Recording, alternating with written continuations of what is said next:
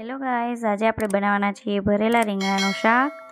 તો જોતાં જ ખાવાનું મન થઈ જશે એવું બનાવીશું આપણે ભરેલા રીંગણાનું શાક. તો ચાલો આજની રેસીપી આપણે સ્ટાર્ટ કરી દઈએ.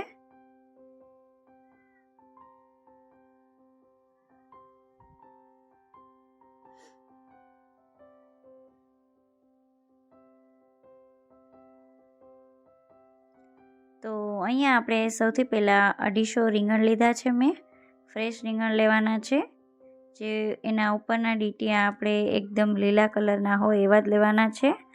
અને આવી રીતે આપણે એમાં બધા ડીટીયા કાઢી અને એવી રીતે આપણે ચીકા પાડવાના છે.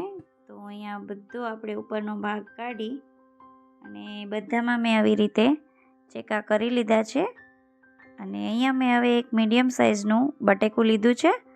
બટેકાને છોલી અને એને લાંબી સાઇઝના આવી રીતે પીસ કરી લેવાના છે. તમારે બટકા કરવા હોય તો એ પણ કરી શકો છો, બાકી આવી રીતે ચીર કરવાના છે. અહીંયા હવે એક વાસણ લીધું છે મેં, એમાં આપણે હવે મસાલા બધા કરીશું. તો અહીંયા મેં 2 ચમચી ધાણા જીરું પાવડર એડ કર્યું છે.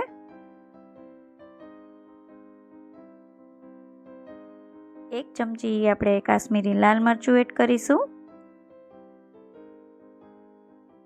અડધી ચમચી આપણે હિંગ લેશું. 1 ચમચી આપણે હળદર પાવડર લેશું અને 1 ચમચી ગરમ મસાલો એડ કરી દઈશું. હવે પછી આપણે આમાં સ્વાદ પ્રમાણે મીઠું એડ કરી દઈશું અને હવે આપણે આમાં કોથમીર એડ કરી દઈશું. પછી આપણે આમાં બુરું ખાંડ એડ કરવાની છે, દળેલી ખાંડ. અહીંયા હવે આપણે લીંબુના રસનો યુઝ નથી કરતા, પણ સિક્રેટ ઇન્ગ્રેડિયન્ટ્સ છે જે હું જ્યારે નાખવાનું થશે ત્યારે તમને બતાવી દઈશ. અહીંયા હવે મેં ખાંડણી લીધી છે, એમાં 4-5 કળી લસણ એડ કરીશું અને 2 લીલા મરચાં એડ કરીશું. જો તીખું ખાતા હો તો તીખા મરચાં લેવાના છે, બાકી મોળા પણ એડ કરી શકો છો. અહીંયા મેં 1 ઇંચ આદુનો ટુકડો લીધો છે. હવે આને આપણે દસ્તાની મદદથી ટોચી દઈશું. અહીંયા હવે આવી રીતે આપણે એને ખાંડણી અને દસ્તાની મદદથી વાટી લીધું છે. આવી રીતે આપણે પેસ્ટ બનાવવાની છે, અધકચરી પેસ્ટ બનાવ્યા પછી આપણે જે મસાલો તૈયાર કર્યો હતો એમાં આપણે એડ કરી દઈશું.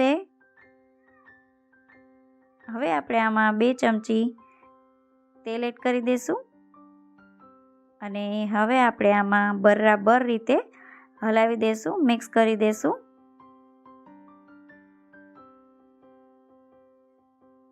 એકદમ સારી રીતે આપણે આને બધું મિક્સ કરી દેવાનું છે મસાલાને.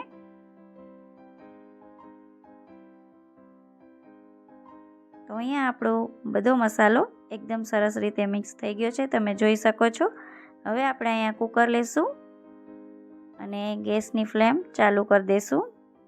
અહીંયા હવે આપણે 2 મોટા ચમચા તેલ એડ કરી દઈશું. આમાં તેલનું પ્રમાણ આગળ પડતું રાખવાનું છે, તો જ શાકનો ટેસ્ટ બહુ જ સરસ આવશે. અમુક શાકમાં આપણે તેલનું પ્રમાણ વધારે પડતું રાખવું પડે છે.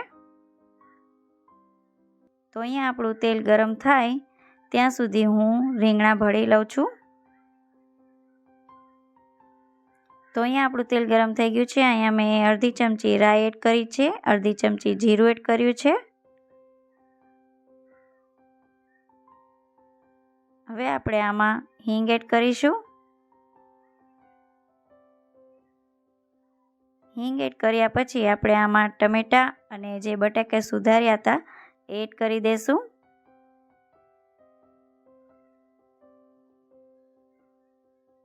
અને બરાબર આપણે આને સરસ ચમચાની મદદથી હલાવી દઈશું.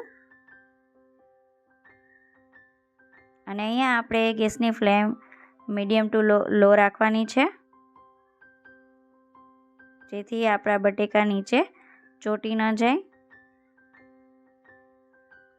આને આપણે આવી રીતે 2-3 મિનિટ માટે સાતળશું. કુકરનું ઢાંકણ બંધ નથી કરવાનું.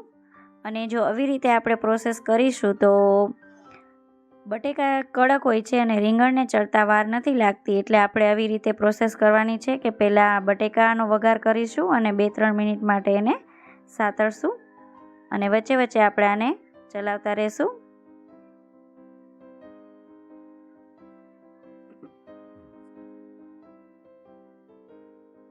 તો અહીંયા આપણા બટેટા થોડા કૂક થઈ ગયા છે. તો હવે આપણે આમાં અડધી ચમચી હળદર પાવડર એડ કરીશું. અડધી ચમચી આપણે કાશ્મીરી લાલ મરચું એડ કરીશું.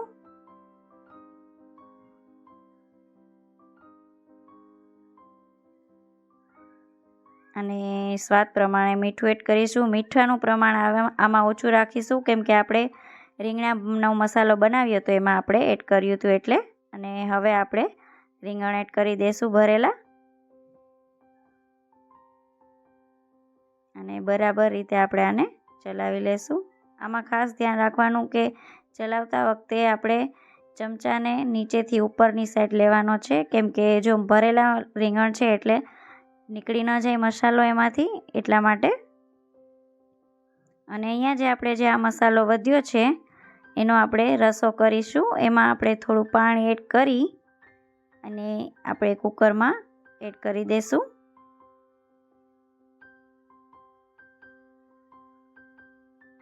તો આવી રીતે આપણે એમાં પાણી લઈ અને બધું મસાલો અને પાણી એડ કરી દઈશું એમાં.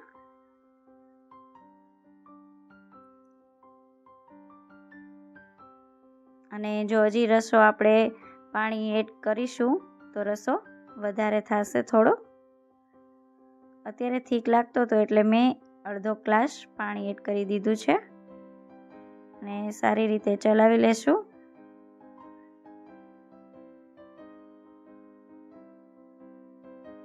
અને 2-3 મિનિટ માટે આવી રીતે સાતળશું.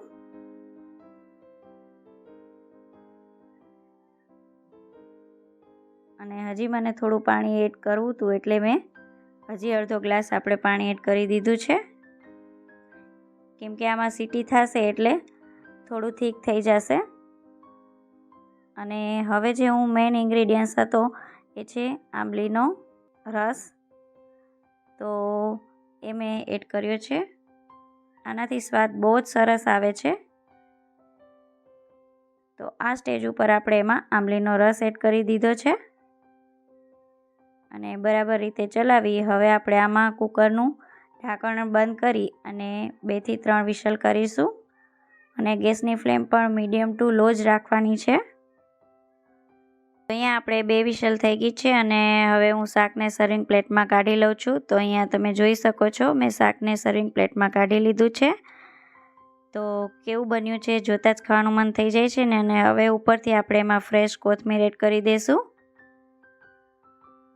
તો કેવું શાક બન્યું છે એ તમે પણ જરૂરથી ટ્રાય કરજો અને મને કોમેન્ટમાં જરૂરથી કહેજો. અને મારી ચેનલ પર જો નવા હો તો પ્લીઝ સબસ્ક્રાઈબ કરી દેજો.